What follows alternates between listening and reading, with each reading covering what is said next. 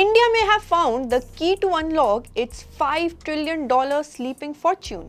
And this fortune isn't sitting in stocks, cash, or crypto, it is sitting in gold. Indian households and temples are estimated to hold around 25,000 tons of gold, while some industry estimates put the number as high as 50,000 tons. But most of this gold is simply sitting idle. Now the government wants to change that. So what's the plan? The government is reportedly planning to revamp the Gold Monetization Scheme or GMS. The objective is simple. Mobilize idle household jewelry and bring that gold into the formal financial system. And this system, there is an important change. Jewelers are being brought into the scheme. The proposal is expected to be rolled out later this month, although it is still awaiting final approvals. So why bring the jewelers into the picture? Because jewelers are the one group that people trust with their treasure.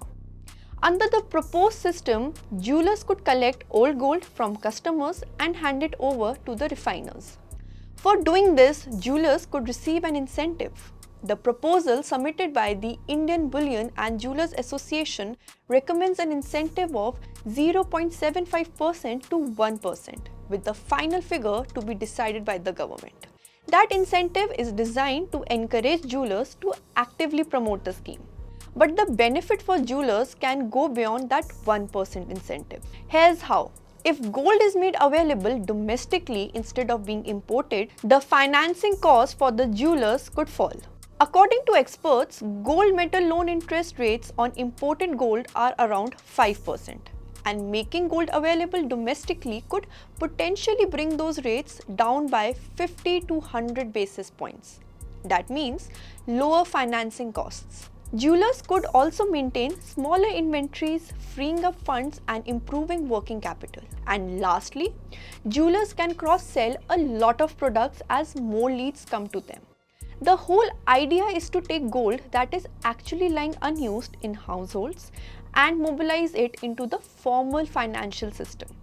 That means gold sitting inside jewelry boxes could potentially become part of the supply chain for the jewelry industry. Instead of relying heavily on imported gold, the industry could use the mobilized domestic gold as raw material.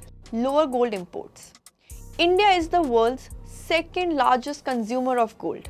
And according to government data, India's gold imports surged 24% to a record $71.9 billion in financial year 26, even though imports volume fell to 721 tons. The access to monetized domestic gold could potentially reduce India's dependence on imported gold. So the chain could look like this: idle household gold, jewelers, refiners, jewelry industry, lower dependence on imports. And that could help address the pressure created by the India's huge gold import bill. But there is a catch. Getting Indians to part with their gold won't be easy. The success of the revamped scheme will depend on trust, transparency, and efficient tracking of gold. After all, for millions of Indians, gold is just not an asset.